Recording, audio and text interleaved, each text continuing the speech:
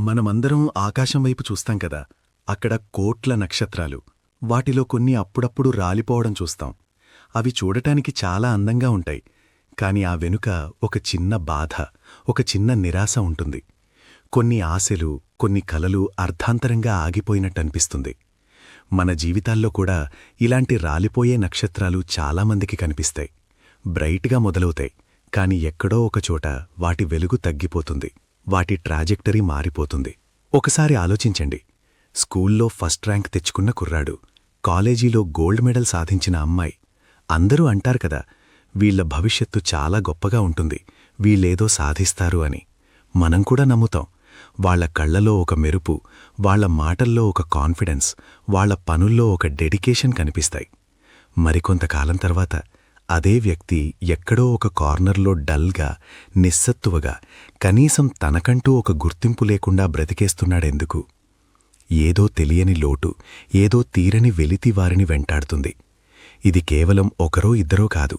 మన చుట్టూ, మన ఫ్రెండ్స్ సర్కిల్లో, మన ఫ్యామిలీస్లో ఇలాంటి కథలు చాలానే వింటుంటాం, చూస్తుంటాం. వాళ్ళు ఫెయిలయ్యారా, లేక ఏదైనా సిస్టమ్ వాళ్లని ఫెయిల్ చేసిందా? ఈ ప్రశ్న చాలామందిని తొలిచేస్తుంది. అసలు ఎక్కడ తప్పు జరుగుతోంది? ఒక చిన్న మొక్కను నాటుతాం, దానికి రోజూ నీళ్లు పోస్తాం, జాగ్రత్తగా పెంచుతాం. అది పెరిగి పెద్ద చెట్టవుతుంది అనుకుంటాం. కాని సడన్గా అది వాడిపోతే, కనీసం ఆ కారణమేంటో కూడా మనకు తెలియకపోతే ఎంత బాధగా ఉంటుంది. కొన్నిసార్లు మనం ఆ మొక్కకి కరెక్ట్ సాయిల్ ఇవ్వలేదా, లేక కరెక్ట్ పోషకాలు అందలేదా? ఇదే ప్రశ్న ఇప్పుడు మన సమాజంలో, ముఖ్యంగా మన యువత భవిష్యత్తు గురించి చర్చకొస్తుంది. వాళ్ళని తయారు చేసే ఒక భారీ సిస్టమ్ కొన్నిసార్లు తన పనిలో విఫలమవుతుందేమో అనిపిస్తుంది. అదింకేదో కాదు, మన విద్యా వ్యవస్థ. ఈరోజు మనం మాట్లాడుకోబోయే టాపిక్ చాలా సీరియస్. మన ఇండియన్ ఎడ్యుకేషన్ సిస్టమ్ ఎందుకు, ఎలా ఫెయిల్ అవుతోంది అనేదానిపై. ఇది కేవలం స్టూడెంట్స్ ప్రాబ్లం కాదు, పేరెంట్స్ ప్రాబ్లం అంతకంటే కాదు. ఇదొక సిస్టమిక్ ఫ్లా. మన దేశ భవిష్యత్తును నిర్ణయించే ఈ సిస్టమ్ ఎక్కడ తప్పు చేస్తోంది?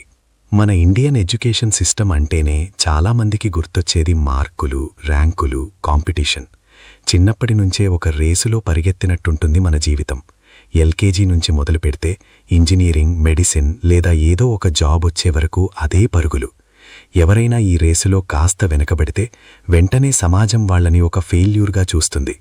ఈ మార్క్స్ అండ్ ర్యాంక్స్ వెనుక అసలు సారాంశం కోల్పోతున్నామా? ఇదొక పెద్ద క్వశ్చన్ మార్క్. ఒకసారి ఆలోచించండి. చిన్నపిల్లాడికి పద్యాలు, మ్యాథ్స్ ఫార్ములాస్ బట్టి పట్టిస్తారు. కాన్సెప్ట్ అర్థం చేసుకున్నాడా లేదా అనేది పెద్దగా పట్టించుకోరు.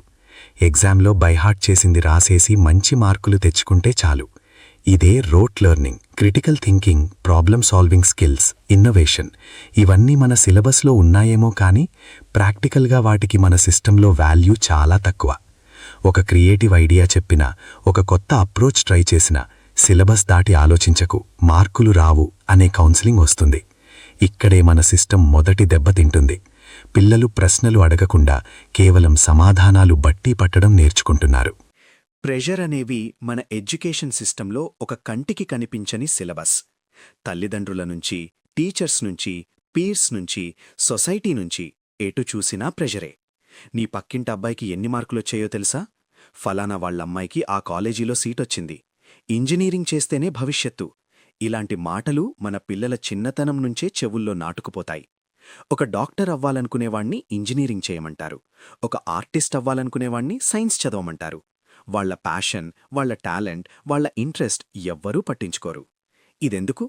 ఎందుకంటే మన సిస్టంలో కొన్ని స్ట్రీమ్స్కి మాత్రమే వాల్యూ ఇస్తారు, మిగతా వాటిని తక్కువ చేసి చూస్తారు. ఆర్ట్స్, హ్యుమానిటీస్, వొకేషనల్ కోర్సెస్ వీటన్నింటికీ సరైన గుర్తింపు, సరైన ఇన్ఫ్రాస్ట్రక్చర్ మన సిస్టంలో చాలా తక్కువ. ఇంకో పెద్ద ప్రాబ్లం ఏంటంటే అవుట్డేటెడ్ సిలబస్. ప్రపంచం చాలా వేగంగా మారిపోతోంది. కొత్త టెక్నాలజీలు, కొత్త ఇండస్ట్రీలు పుట్టుకొస్తున్నాయి. కానీ మన స్కూల్స్, కాలేజీల్లో సిలబస్ మాత్రం దశాబ్దాల తరబడి మారకుండా ఉంటుంది.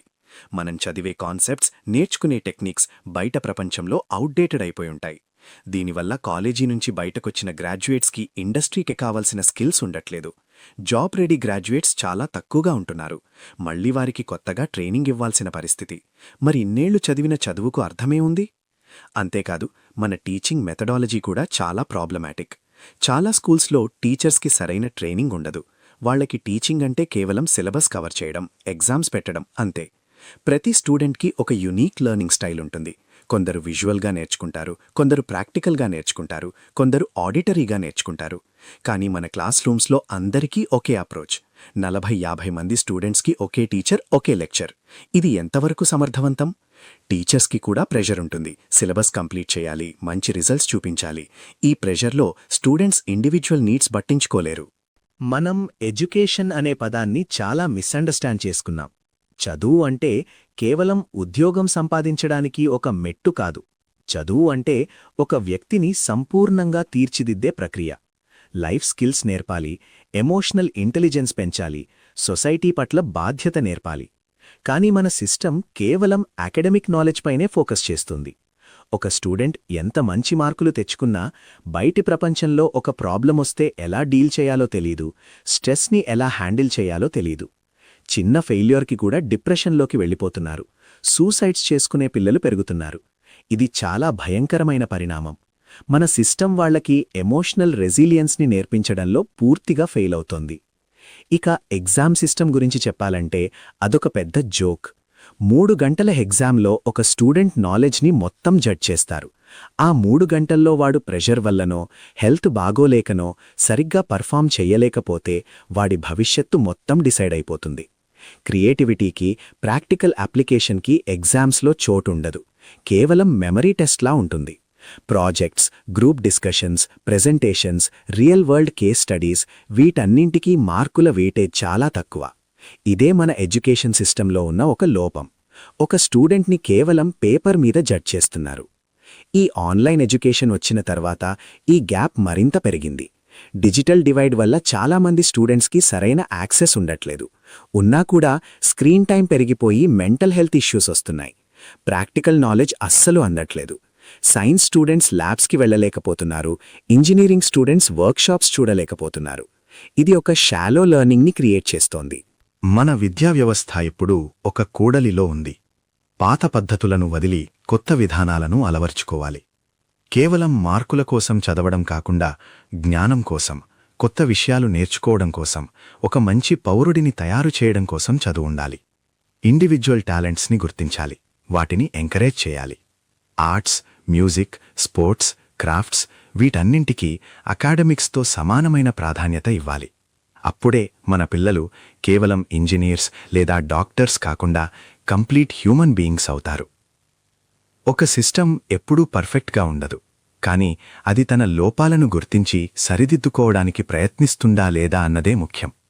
మన ఎడ్యుకేషన్ సిస్టంలో చాలామంది తెలివైన వాళ్లు, మంచి ఉపాధ్యాయులు, అద్భుతమైన స్టూడెంట్స్ ఉన్నారు.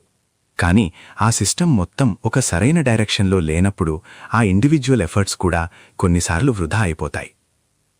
ఒక పిల్లవాడిని చూసినప్పుడు వాడు ఇంజనీరో, డాక్టరో కాకుండా అసలు ఏం అవ్వాలనుకుంటున్నాడు, వాడిలోని స్పార్క్ ఏంటి, వాడిని ఎలా సపోర్ట్ చేయాలి అని ఆలోచిస్తే అప్పుడు ఈ సిస్టమ్ నిజంగా సక్సెస్ అవుతుంది. లేకపోతే ఈ మెరుపుతీగల కథలు, అర్ధాంతరంగా ఆగిపోయిన కలలు, నిరాశలో కూరుకుపోయిన యువత వీటి సంఖ్య పెరుగుతూనే ఉంటుంది. ఈ సిస్టమ్ని మనం మార్చగలమా? మార్చాలి. అది మనందరి బాధ్యత. కన్క్లూషన్: మన విద్యా వ్యవస్థ మార్కులు, ర్యాంకులకే ప్రాధాన్యత ఇస్తోంది. క్రిటికల్ థింకింగ్, ప్రాక్టికల్ స్కిల్స్ను విస్మరిస్తోంది. విద్యార్థులపై అనవసరమైన ప్రెషర్ పెడుతోంది. వ్యక్తిగత ఆసక్తులను, టాలెంట్లను గుర్తించట్లేదు. పాతబడిన సిలబస్, ప్రామాణికం కాని టీచింగ్ పద్ధతులు విద్యార్థులను ప్రస్తుత ఉద్యోగ మార్కెట్కు దూరం చేస్తున్నాయి. ఎమోషనల్ ఇంటెలిజెన్స్, లైఫ్ స్కిల్స్ నేర్పించడంలో సిస్టమ్ విఫలమవుతోంది. ఫలితంగా విద్యార్థుల మానసిక ఆరోగ్యం దెబ్బతింటోంది. కేవలం పరీక్షలపై ఆధారపడకుండా సంపూర్ణ వ్యక్తిత్వ వికాసానికి, భవిష్యత్తు సవాళ్లని ఎదుర్కోవడానికి అవసరమైన మార్పులు తీసుకురావాలి.